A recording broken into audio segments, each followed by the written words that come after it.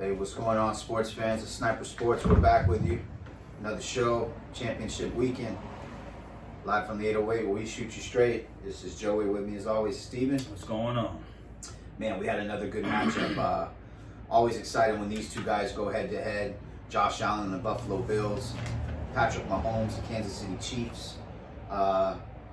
Lived up to every bit of the hype, in my opinion. I watched the whole game. I was glued to the TV.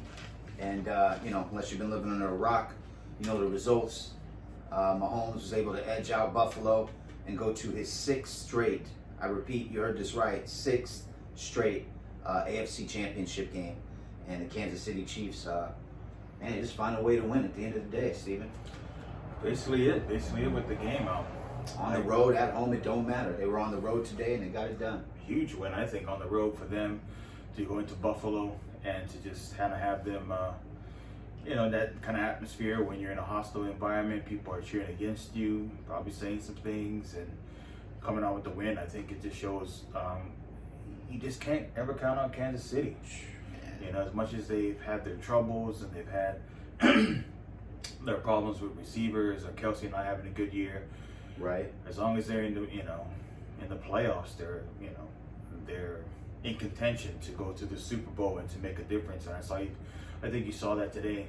My whole big takeaway last week was about with Josh Allen. Was he able to have a good game? Yeah. Just kind of have that, I've got Mahomes in the regular season, especially this year, kind of get him in the playoffs. And he came up, the team came up short. I don't want to say he came up short. The team came up short again today. And man, that must be frustrating. But it just amazes me, Joey, that Kansas City can always just find these little ways to just pull out victories. It doesn't matter. Like Kelsey showed up today, got a good touchdown. Mahomes is always going to be there. Yeah. Other players seem to step up and to just give them just what they needed to beat the Bills. And They sure did, man. Look, they got great production out of Pacheco today. I think he had just under 100 yards rushing the ball. He runs so hard, too, and determined. You got to love his energy. He has to be infectious for the team. But you're right, Steven. They just find a way to get it done. I think this team is battle-tested. They're playoff-proven, and they just find a way to get over the hump. It was a nice showing by Travis Kelsey today. Had two touchdowns. I really liked the first one. Mahomes hit him in the end zone. It was a great play call. On about a little 25, 30-yard curl route in the end zone. And the second one, he was able to just hit the pylon and get in there. But huge win. And look, Buffalo and Josh Allen, they played a good game today. I was just telling Steven before the show, I can't be mad at it. I think Sean McDermott had a good game plan. They really tried to run the ball and keep Mahomes on the bench, keep the ball out of his hands. Josh Allen, what do you want from him? The guy played mistake-free football. Had a couple tugs rushing the ball like Lamar did the other day.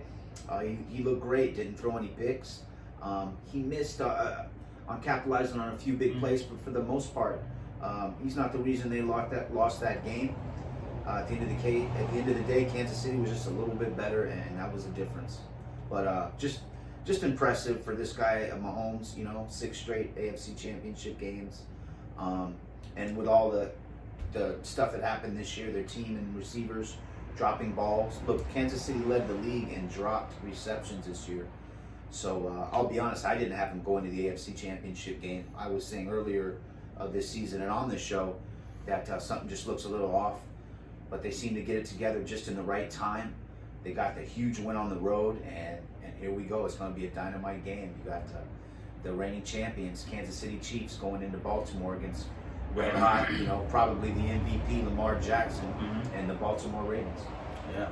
Talking about the other game today, Detroit Lions versus the Tampa Bay Bucks. Yeah, the NFC, they had a playoff game as well. So Baker Mayfield leading his to Tampa Bay Buccaneers after that big win over Philadelphia last week.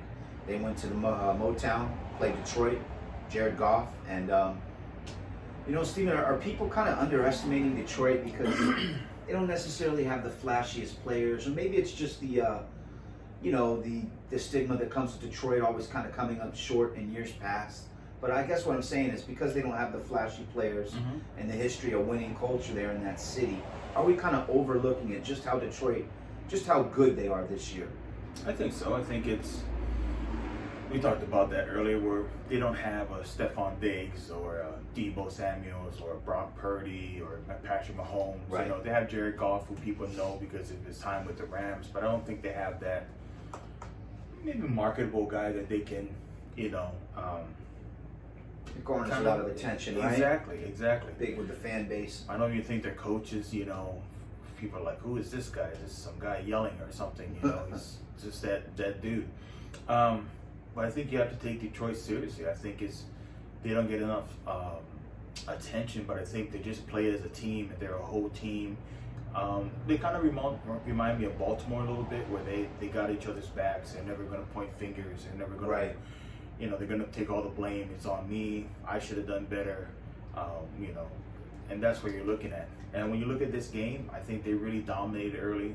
You know, and the score maybe not represent that in what the final score was, but Right.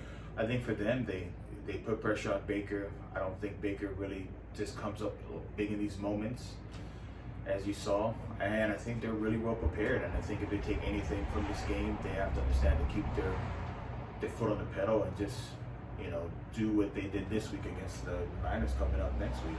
Well said, my man. Yeah, look, Tampa Bay had a nice year, so let me start and give them some credit there. They had a nice year, even got a playoff win against a very talented Philadelphia team. But yeah, they were trailing in that game by 2 touchdowns late in the game. And look, Baker, I'm looking at statistics, had to throw the ball 41 times. And, you know, just in the past, when he's been asked to throw the ball that many times, he's going to turn it over once or twice. And that's what happened. He had 2 picks today. He played a good game, still had like 350 yards passing. But I'm saying that's not really his strong point. No. If you have to ask Baker to bring you back from a couple touchdowns late in the game, you know, if I'm a betting man, I like the defense to go against that. They had a great year, but as Steven said earlier, Detroit's really a sound team. I mean, 2 good running backs. Amon-Ra St. Brown, if you haven't been watching him, this kid gets separation like no other. Dan Campbell, a great coach to play for. Hutch, the defensive pass rusher, has been effective all year. So Detroit really has a pretty well-rounded team.